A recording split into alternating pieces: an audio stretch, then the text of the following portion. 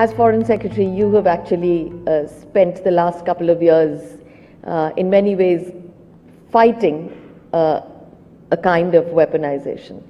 And what have you learned and about what countries can do to prevent this weaponization, or even to achieve some degree of self-reliance, which is something that is now a mantra for the Indian government. But what have you learned in these past couple of years? Weaponization can take place when there is an imbalance between demand and supply, when one party or more than one party controls that supply.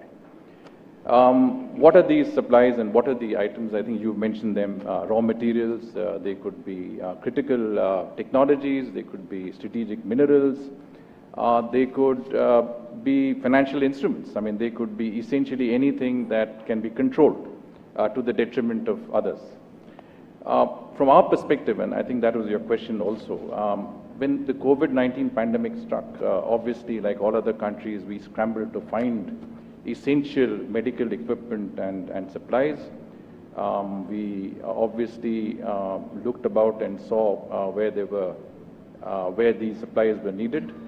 We found that we ourselves had significant capacities. For example, we manufacture masks, but an essential component of the mask came from one country.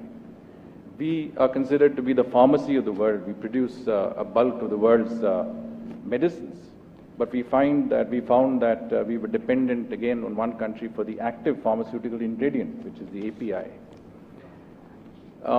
If you went to a car dealer and paid for a car, you got it immediately. But today we've got a fairly long wait ahead of you for the simple reason that semiconductors that are needed in the manufacture of vehicles are not available. So there is a clear gap between demand and supply, and clearly this is something that has been exacerbated during times of unusual situations, black swan events like the COVID pandemic. I think part of the answer lies in your question, which is basically the quest for self-sufficiency, what we call Atmanirbhar Bharat, the self-sufficient India. Self-sufficiency does not mean isolation. Self-sufficiency does not mean ring-fencing yourself. Self-sufficiency as in Atmanirbharta means creating capacities. You create capacities that can help you and help others. You also, of course, ensure that you diversify. I think this was mentioned earlier. You diversify to ensure that there are alternative supply chains. We are working with Japan and Australia on what are called resilient and secure supply chains. We are working within the Quad with the United States and other partners on similar efforts. You mentioned critical technologies. We're working on strategic minerals. We're trying to ensure that we can have alternative suppliers for items that are very strategic to our own requirements. So you try to make sure that you have what it takes to insulate yourself in the event of other emergencies, in the event of a surge in demand. You create capacities that are important for yourself. The other options, of course, are to work together to create a stronger global governance regime. We mentioned multilateralism, we mentioned an international order. I think that's very critical. I think countries have to come together, the international community has to come together to see how we can impose a rules-based order, which is what we've been talking about throughout, how we can try and have global governance norms that all countries should follow, especially when it comes to new technologies. We are entering new domains of artificial intelligence, we are entering new domains of cyber hacking and cyber issues. We need to really come up with frameworks that the countries are obliged to follow, and there should be consequences if you don't follow. I think this is also spoken about. A rules-based international order as in ensuring that there is access to global common spaces.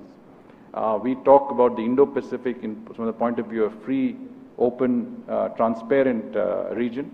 That's the sort of region that we want to see ourselves in, we want to live in. This is a region that should be governed by a rules-based international order. And that's the sort of order we need to impose to ensure that global commons, whether it is freedom of navigation of the seas or overflight freedoms, these are those norms that are followed by all concerned. And weaponization is something that is minimized.